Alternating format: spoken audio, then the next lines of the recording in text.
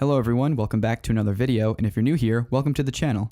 So if you saw in the comment section of my last video, I posted that I was going on a little vacation, but I'm back now, and during that vacation, I actually, most literally, roamed the Mojave, and it was awesome.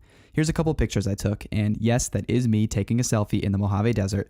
So in honor of that, I figured it would be a pretty fitting time to make a video on how to best create the Mojave Wasteland feel from Fallout New Vegas in Fallout 4. Now, obviously, we can only do so much, and of course, the true best way to create New Vegas is to simply just play New Vegas.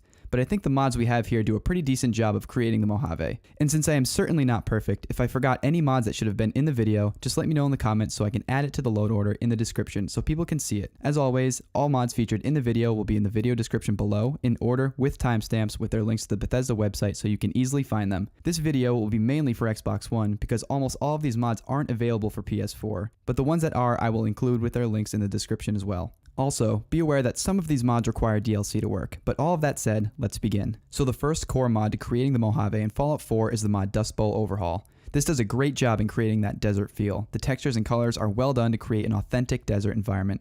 The mod also removes many trees from the game, and the ones that are left are pretty burned up. There are a few quirks with this mod though, like since it removes so many trees, you'll see crows landing on invisible trees.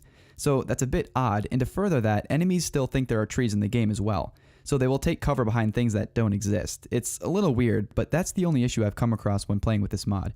Other than that, it's well done and turns the Commonwealth into the desert environment we're looking for.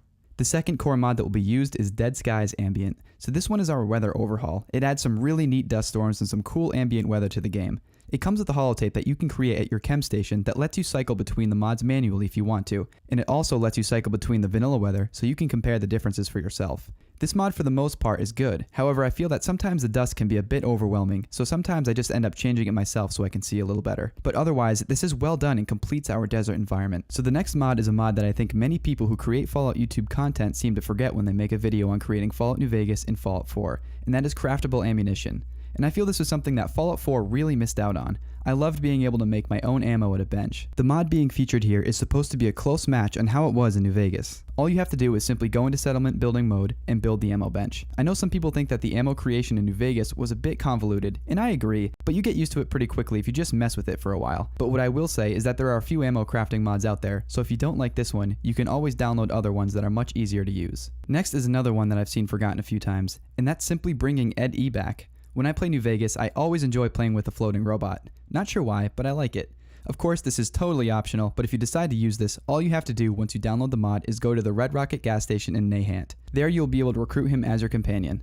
I know there's an Automatron EyeBot Companions mod that lets you do more customization, but that one is also 288 megabytes, so I find that this one works just fine for a fraction of the space. Unless you feel like customizing more, then by all means go with the Automatron one, but this one works totally fine. So coming up next is a set of mods that I recommend downloading, and the reason I call them a set is because they require each other, and in the right load order, to work. But it's Minutemen NCR Overhaul, and it basically just overhauls the Minutemen to look like NCR Rangers. Just know that they are still Minutemen, they act like them, they talk like them, and it doesn't change anything about the game besides their appearance. But I think it adds an interesting dynamic to the game and really brings back one of the main factions in New Vegas. Just see the load order in the description below so you can get this working properly. To follow up on the Minutemen NCR Overhaul mod, I have here a mod called NCR Patrolman and Trooper Armors. This allows you to craft NCR armor at your chem bench. But just know, to get the last mod working properly, this mod, along with Assault Carbine and NCR Veteran Ranger armor, are required. Next is NCR Veteran Ranger armor. This is essential because it's such an iconic set of armor. Upon downloading the mod, you won't have it in your inventory right away because the sets are hidden around the Commonwealth. But on the mods page, you can find directions on where to find them. I believe one is in Kellogg's house in Diamond City and is safe, another is in the Commonwealth Bank, and another is in the Lonely Chapel. They look awesome, and on top of that, they're actually solid in terms of defense. I highly recommend using this. So what good is it trying to create Fallout New Vegas if we don't have its legendary soundtrack? The mod Radio New Vegas will fix that. I actually featured this in a video I made a while back, but I'm featuring it again today because I feel it is essential to the theme of Fallout New Vegas. All you need to do is download the mod and turn it on like a regular radio station. I mean, come on, you gotta listen to Big Iron at least once during a New Vegas playthrough, right? It's like a law or something I read once on the internet. Wasteland Imports is our next mod, and this one is super cool. This mod will seamlessly integrate some of those iconic items from previous Fallout games that Fallout 4 is really missing out on. Items like Sunset Sarsaparilla, dynamite, NCR money, and things like that will all come back. I really like the idea of this mod, and I definitely believe this should be in your load order for something like this. So Nuka-Cola Classic is kind of a follow-up to the last mod. All this mod does is change the Nuka-Cola bottles that are shaped like rockets back to soda bottles. That's really it. But if you're going for historical accuracy here, I think this is a good mod to fill in the small details with. Another mod I highly recommend using is Full Dialogue Interface. This is another thing that I think Fallout 4 kind of missed out on, because it was pretty frustrating sometimes when trying to have conversations with people when you only get to see like 2 words of whatever it is you were going to say. This mod brings back the ability to fully read your options like in the old games. It's pretty cool because there are other languages for this too, so you can choose whichever one is best for you. Time-stopping VATS is another one that I think people tend to forget about. Even Fallout 4 forgot about it. I was pretty disappointed when I popped in Fallout 4 for the first time and found out that VATS didn't freeze time like it used to. It felt like it kind of ruined the RPG aspect a bit.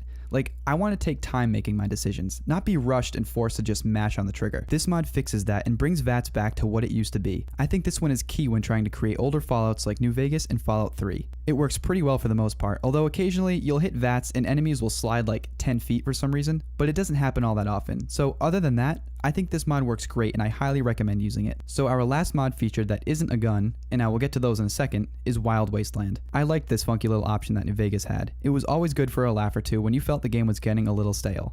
This mod brings some of that back. I'm quoting this from the mod's page, but the author says, "I added items and references throughout the Commonwealth for you to find, from collectible trinkets to legacy weapons or even just a unique critter or NPC to stumble upon. This mod has got 'em." Of course, this is totally optional, but I think this is a good one to keep in the back of your mind when trying to make Fallout 4 look like New Vegas. Okay, so now I'm going to list a bunch of guns that you can use to make your Fallout 4 New Vegas playthrough as authentic as possible. I didn't really feature any guns besides the Caravan Shotgun in the video because honestly, there are way too many for me to download and film footage for, so instead I made a list for you guys. I'm sure there are many more that I left out, so if you know any that I forgot, just let me know in the comments so I can add them to the list. And also, upon the release of the video, I will actively add more and more guns to the list as I think of them as well. But the ones that I have are China Lake and Holorifle, Classic Super Sledge, Assault Carbine, Grease Gun, New Vegas Uniques Pack, 9mm Pistol, Bullpup Bozar, Caravan Shotgun, Hunting Shotgun, Sig Saur, Colt 1911, Laser RCW, Riot Shotgun, Lever Action Shotgun, Colt Python, Bumper Sword, and Chainsaw. And of course, there are probably many, many more. So that will do it for creating New Vegas and Fallout 4 for Xbox One. So if you enjoyed the video, leave a thumbs up as it is the easiest way to show support, and of course, commenting is always appreciated. If you have any ideas for future videos, just let me know in the comments and I will be more than happy to turn it into a video. And as always, if you want credit for it, I will certainly give you a shout out. Thanks for watching.